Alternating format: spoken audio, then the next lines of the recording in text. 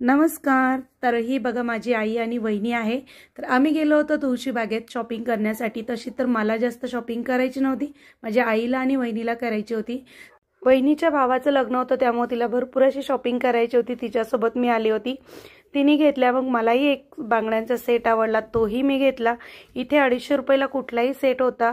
खूप सुंदर ज्वेलरी आहे या शॉपमध्ये, सर्व प्रकारची तुम्हाला ज्वेलरी इथं खूप छान मिळून जाईल आणि रेट खूप स्वस्त आहे, फिक्स रेट आहे। पण तुम्हाला होलसेल दरामध्ये इथं ज्वेलरी मिळेल।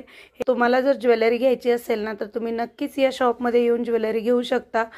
त्याचा ॲड्रेस आहे काका हलवाईचं जे शॉप आहे ना त्याच्या समोरच। तिथून आम्ही ज्वेलरी घेतली, त्यानंतर थोडंसं पुढे गेलो तर तिथं सेल लागलेला होता। 50 रुपयाला कुठल्याही बँगल्स घ्या, मग मी तिथं बँगल्स घेतल्या। तुळशीबागेमध्ये इतकी गर्दी होती ना, तुम्ही बघू शकता किती गर्दी आहे। मुलींचे कपडे खूप छान होते, टॉप खूप सुंदर होते। मला टिफिन घ्यायचा होता माझ्या मुलासाठी, तर मी तिथे एक स्टीलचं दुकान होतं भांड्याचं, तिथे गेली, तिथून टिफिन घेतला। या दुकानामध्ये की नाही तुम्हाला सर्व प्रकारचे भांडे मिळतील, देवाचे भांडे, लहान मुलींसाठी जो खेळण्यातला पितळेचा भांड्याचा सेट असतो ना तो पण खूप सुंदर होता। इथे पुढे आल्यानंतर एका ठिकाणी खूप गर्दी दिसली बायकांची, म्हटलं चला बघू काय आहे। तर पाहिलं तर इथं पर्सचा सेल लागलेला होता। 350 रुपयाला तुम्ही कुठलीही पर्स घेऊ शकता। खूप सुंदर पर्स होत्या, पर्स एक घेतली। तुळशीबागेत गेले आणि स्वीटकॉर्न खाल्लं नाही असं होणार नाही।